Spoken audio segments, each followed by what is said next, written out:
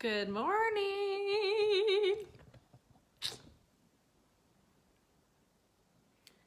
Amy's coming on, my guest. There she is.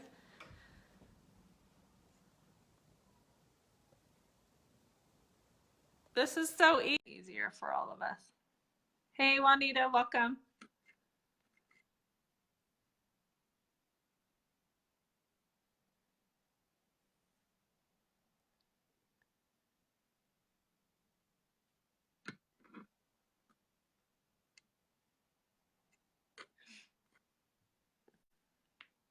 Trying to add Amy on here really quick.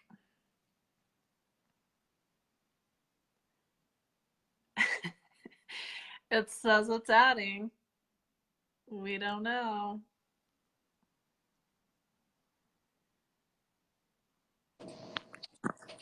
There we go. Yay! Hey, lady, can you hear me? That worked awesome. All right, cool. How are you? I'm awesome. Yes, you are. How are you since I last talked to you 5 minutes ago? I'm good. I love Mondays. Mondays are a good day. I'm always ready to go on Mondays. I love Mondays too. All right, girl. We're going to tackle self-honor today. Yeah. You up for that? I wish I was on the other side of you. Okay, so welcome everyone who's coming on. Amy and I have met through just a connection on Facebook, and we have a lot in common, to say the least. And so we just decide to do these lives because we enjoy each other and we have a lot of knowledge together. Well, I would say experience together. And just looking forward to supporting women in general, I believe. Isn't that your thing too? It is my thing. I like to support women out of their crap. So let's talk about, oh, I'm looking good. Let's talk about self-honor right now. All right, so I went to the hairdresser. Fine. I had the appointment set up. That's good. I usually push it out like 8 or 9 weeks. And it's not good. You know, by the 8th week, you're just like, wow, I'm old and look at that gray hair and blah, blah, blah. All these non-serving statements that come up. But I'm sitting there getting my toes done, which looked like, I mean, it was almost a Dumb and Dumber scene to get those bad boys in, you know, powerfulness again. And I'm sitting there going, well, I wonder if we don't self-honor because it's really vulnerable to sit there and have someone dig at your nails, the most disgusting part of your body, right? Mm-hmm. And it's a vulnerable place. And then the whole time I'm like, and same with hair, you're like getting all the, you know, foiled up and everything. You don't look amazing in that lighting for sure. But then I'm sitting there going, I wonder if it's because we don't feel, the whole time was going through my head, I don't have the money for this right now. And I haven't felt that way in a long time. I really have taken on self-honor, like no kidding. And I was sitting there going, oh, I wonder if this is what women feel. They actually feel guilty when they're in the moment. So they completely ruin the self-honor experience. So I snapped out of that. But what are your thoughts on self-honor and all the sabotage that comes with it? I think specifically about your example, which is a great example. Underneath, I think there's many layers, because underneath the thought of, oh, I can't afford this. Okay, maybe you actually can't afford that. But what if underneath that was, but I can, but I'd rather use the money for XYZ, which is not for self-care, or I'm not good enough, or I'm not worth, just for no apparent reason and a non-practical reason, because it feels good to have it done. Yeah. And so there's probably money blocks, but we know that underneath money blocks, then there's the thought patterns, and you know, it's the stuff that we all have. I think women have a different challenge with honoring ourselves, and actually celebrating. You know, the perception of, I'm going to go get my nails done, and I need to be really vulnerable with, look at what I have let transpire. I am not perfect, and I look like a freaking freight train, right? But what Yeah. if we changed it to, I'm celebrating me, or I'm celebrating new client, or a wonderful week with my child, or I've learned a different way to interact, like any celebration. I think women do not celebrate enough. I think we set a challenge or a goal and we go, yeah, but you know what? We downplay it. I didn't really hit it. I really want it, because I'm doing that right now, filling this program. 12. Well, was that pretty aggressive by start date? Yeah, it probably was, knowing the actual logistics behind that. Well, how about celebrating the spots I have filled, or celebrating that I created a new program that is so in alignment, So celebrating something, which is why you're going to get your nails done, could be a change in perception, but do we believe? So then it comes down to a belief. Am I worthy to even celebrate? Am I worthy? Am I good enough? Is it worth am I worth $45? Yeah. Did I just lose you? Are you... I'm back. No, just for a second.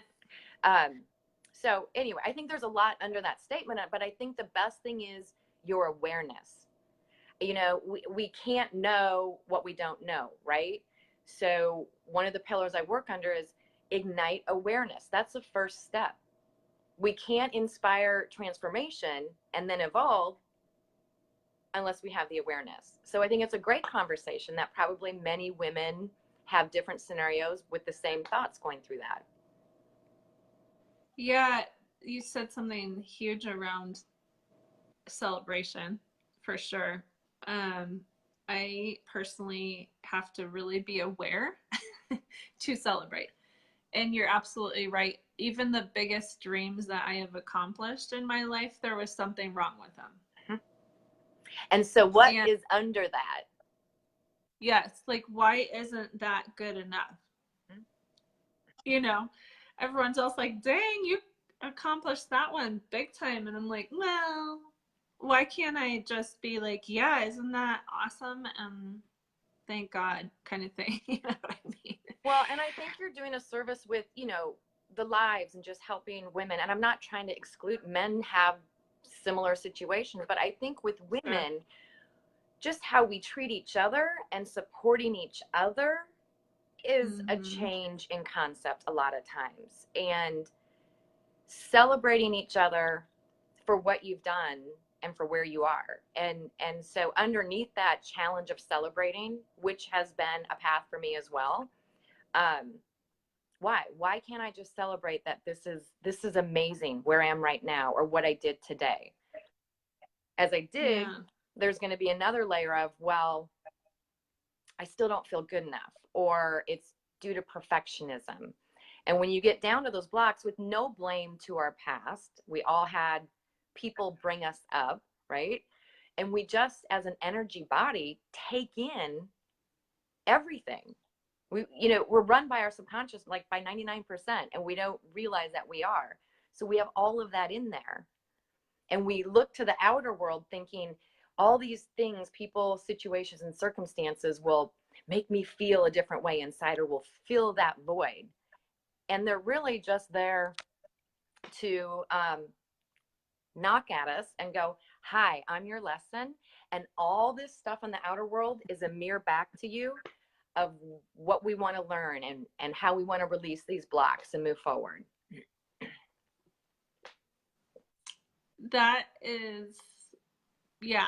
So if you're just getting on late, this is Amy, and we've met through just a phone conversation basically a while ago. We did one live together, and we could talk for hours about just the stuff that we've learned and to put it into practice.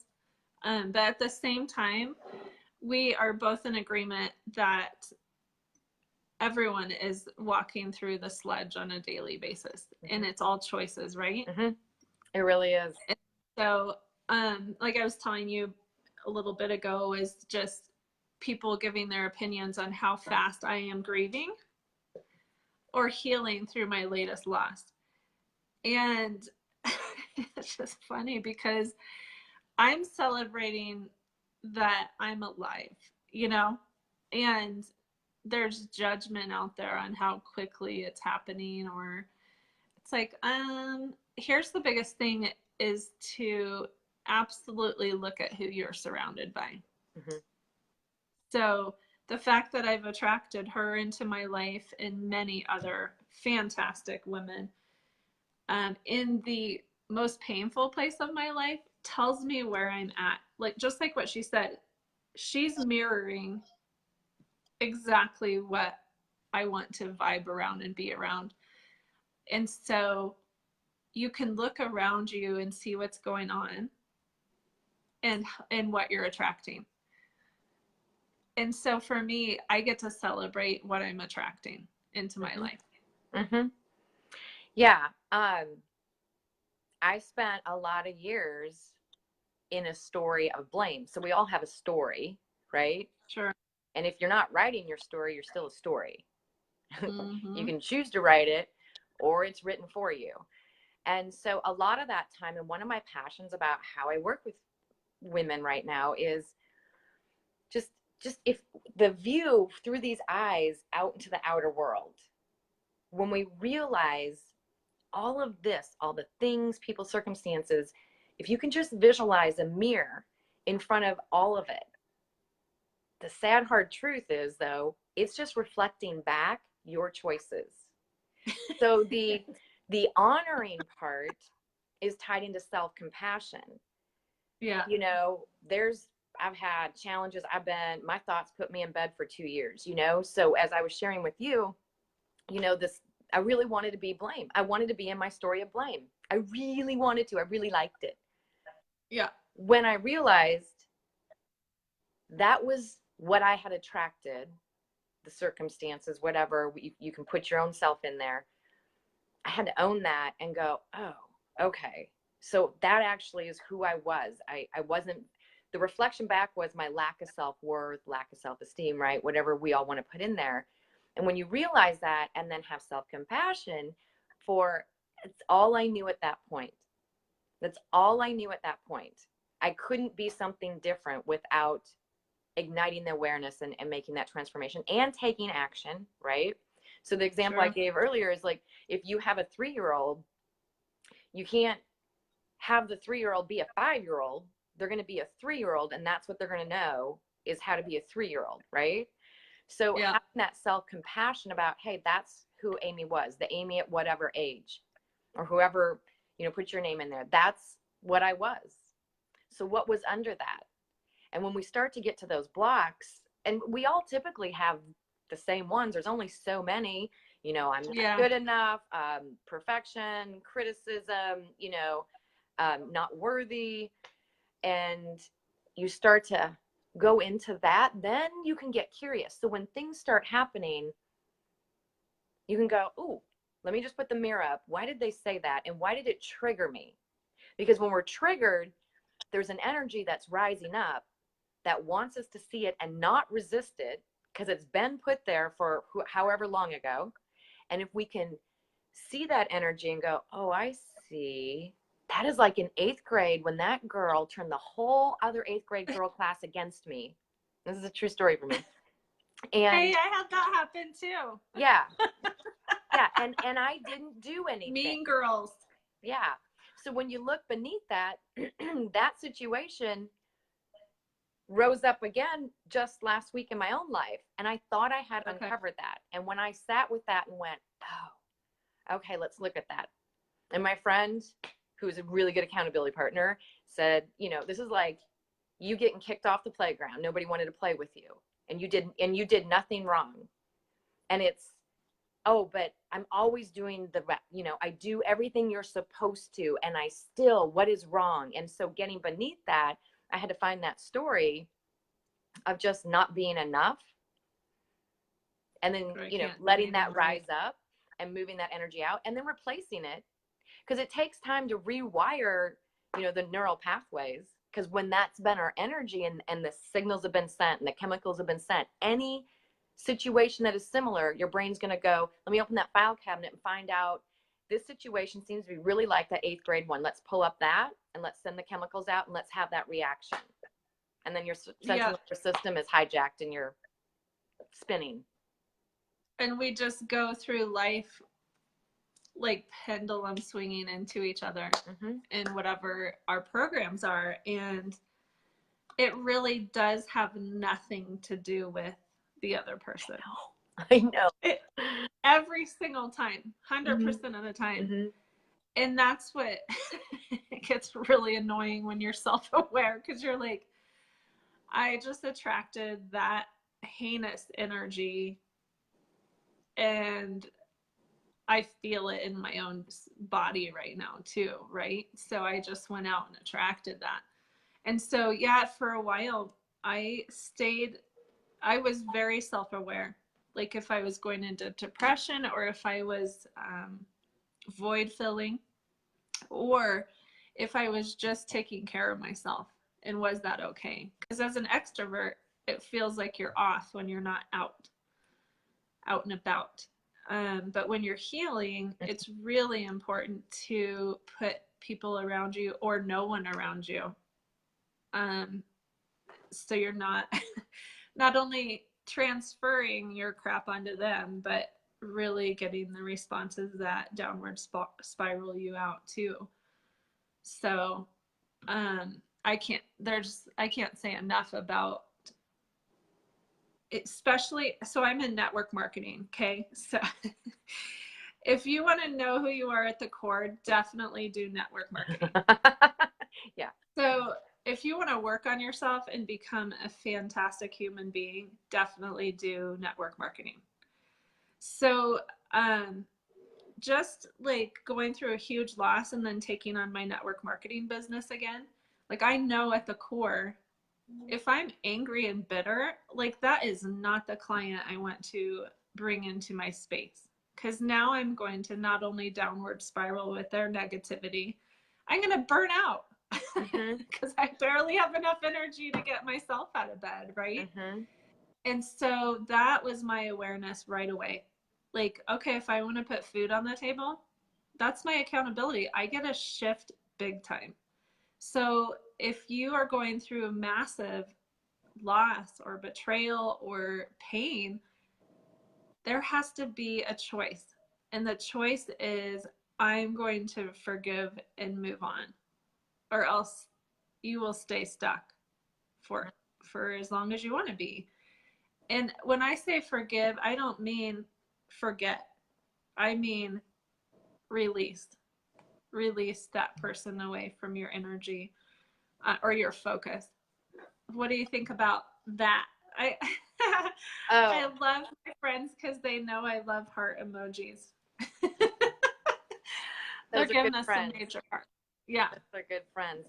No, I think you're spot on, because once we go through the layers, the bottom line is forgiveness.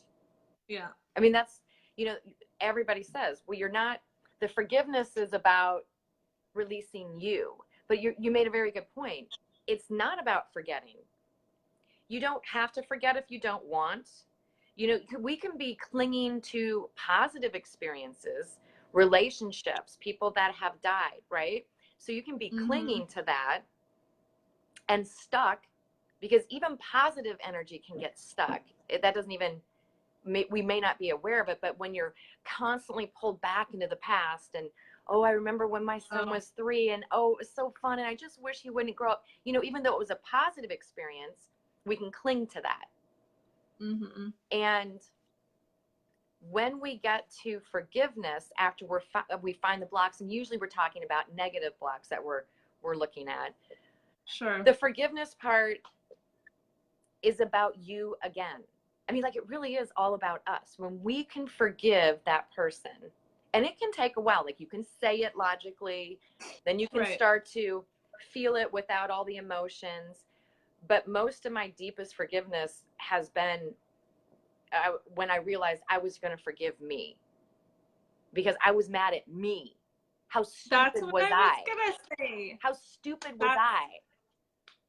Exactly. That's what I'm saying about forgiveness from now on. Because really, when it came down to it, when I really thought I created this situation, like I did, it was a choice. I chose to be with this person. I chose to be in this business. Um, when I got down to the rage that was inside of me, that's such a good word. It was truly about me. It was what I decided to do. How could I decide to fall into that again? Or how could I do that again? And that's where the rage was. And people that are not self-aware, that are hurting others, have no balance of why they're creating pain in other people. Mm-hmm. Now we get the choice to respond to them as that was painful or whatever. But when you're not self-aware, there's so much self-loathing, unforgiveness, pain, just pain. Mm-hmm. And suffering. And it's all, self-loathing is shame-based. Addiction is shame-based. And so when you have a self-aware person and an addiction person, there's so much going on there. Mm-hmm. It's just an insane chemistry project. Yeah, that's a good way to put it. But the forgiveness aspect, people are like, how can you forgive? That is betrayal at the core. Because I actually care for the soul. Oh, here's the other space of forgiveness. So once you decide to forgive and get out of anger and rage, then your heart softens. Mm-hmm. And when you're at a place where you could actually pray for your enemy or speak kindness about your situation, that's scary, because angry is way easier. Mm-hmm. And it keeps that person really far away, right? It keeps your ego thriving. The ego just loves when we keep it alive by, I'm justified. Yes, I'm right. I got screwed over. Mm-hmm. That's what you have to keep justifying. But once you give up the right to be right and release, it's like, oh my gosh, I really care about that person's soul. Like, I want the best life for that person, and it's not going to be with me. Right. I agree. And I think when you're talking about self-aware, sometimes the program has been put into our subconscious without us knowing. From 0 to 7, we're pretty much, our subconscious is soaking up everything for how we're going to react or respond, and our energies and emotions.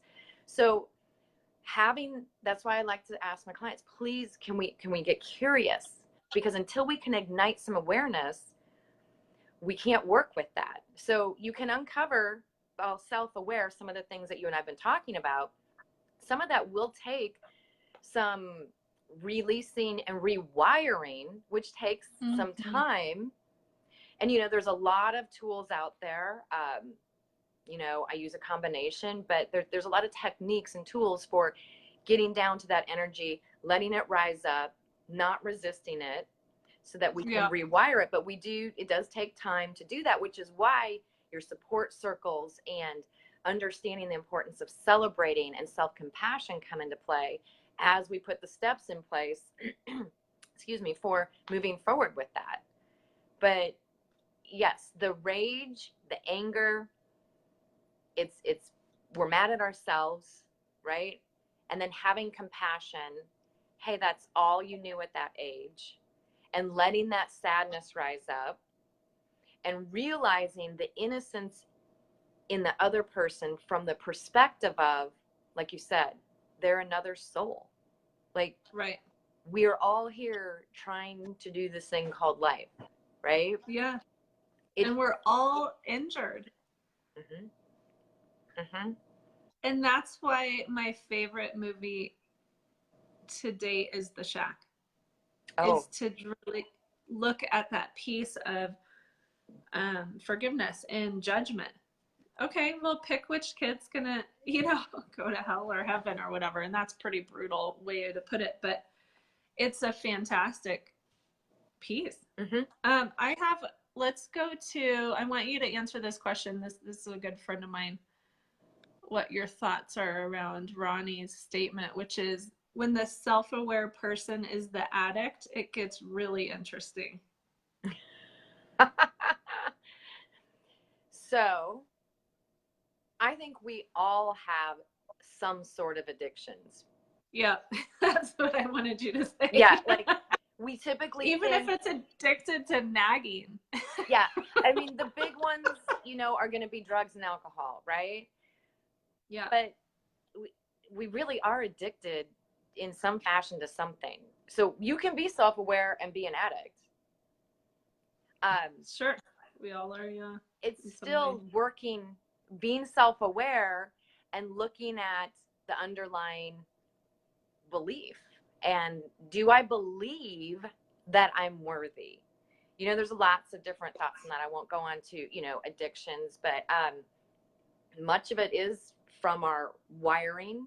You know, we do get passed on energy and information through DNA. I think the simplest way to put it is we all are really looking to connect back into our highest source and really understand that we already are forgiven, we already are loved, but we're searching for everything out there.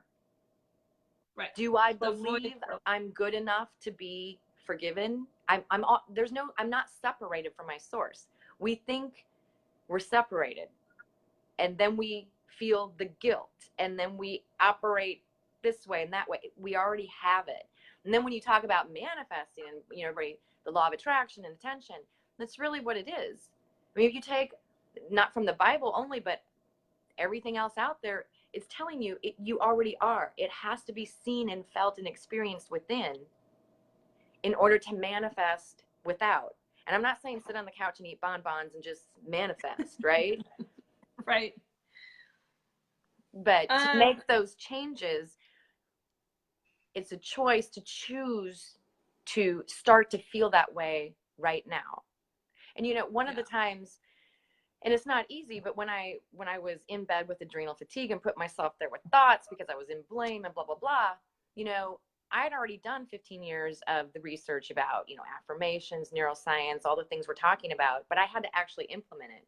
And I did it in 15-minute increments. And as I was reading the affirmations, it, you know, I'd read like, I am love and forgiveness, blah, blah, blah. I mean, it felt ridiculous to say it, right?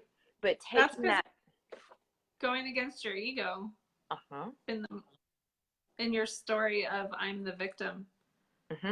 Absolutely. Because you know inside when you're saying it, I am forgiveness, I am forgiving, I am loved and accepted. Well, you're not feeling that because what you're really putting out there is I hate everyone and I'm a rageaholic. Yeah. True. Not now. Whoever's listening, that's not how I feel right now. Yeah. If you just joined now, that was not the spot. Definitely go back and watch from the beginning. But so we could talk for seriously probably 5 hours. I think so. Just because when I find someone that is willing to talk on a level like this and step outside of their self and look at a subject matter from a humble perspective, I guess is the best way to put it. Like that is a person I want to do life with. I agree. Neither one of us have arrived in any one subject. And but we are brave enough to say, hey, I walked through this and I'd love to tell you some tools of how I got through it. Or I paid a lot of money for these seminar classes. I would love to tell you a tool that has completely served me. So I think what it comes down to is like the end of our talk or whatever is just self-awareness is huge. Yeah. Huge. I agree. Ignite the awareness. Unless you're willing to be curious and willing to look at what's happening just today with the mirror in front of everything and go, what's reflecting back? Let me get curious about that. And let me just ignite some awareness around it. That's just a first easy step, just a different way to go through your day. And for all of my friends that are watching, most of them have gone through the same seminars I have. This is new thought process for us, because we've really only looked at mirrors when it's negative. Like, what are we attracted, or why am I irritated with that person? There's something in that. Who are they representing in, when I was a child or whatever. But to look at the mirrors and see the positive reflection too is your feedback for where you're at today. This is what I'm putting out there. This is exactly what I'm getting back. Right. Because if you look at somebody that, oh, I love her and look at what she's doing and we have a great conversation, whoever that is or whatever that is, remember the positive works too. So there's an aspect of you in that. You're seeing a reflection back of you in that positive circumstance, situation, or person. Yep. So thanks for coming on again. I have no doubt that we'll do more, and we don't need to share our accolades of who we are, and this is who we are. And thank you so much for coming on, bearing yourself. I appreciate you. I say the same to you. This is fun, and I think this is the only way that we can really just share with others to help them achieve that deep peace and fun. Life should be fun. So we're all on the same path. I think I have the name of my second book, not that I have started even pondering writing it. But I think it's called I Lost My Funny. I like that. So I'm excited about it. Something close to that, because my first book was about laughing through loss and forgiveness. So it's like, I think I lost my funny on this last one. So keep it fun, guys. Love you, and thank you all for watching. And if you are seeing it on the replay, press or just put replay so we know when you saw it. And thank you so much. All right, back at you. Talk to you Have soon, a good girl. one. See ya. All right, bye.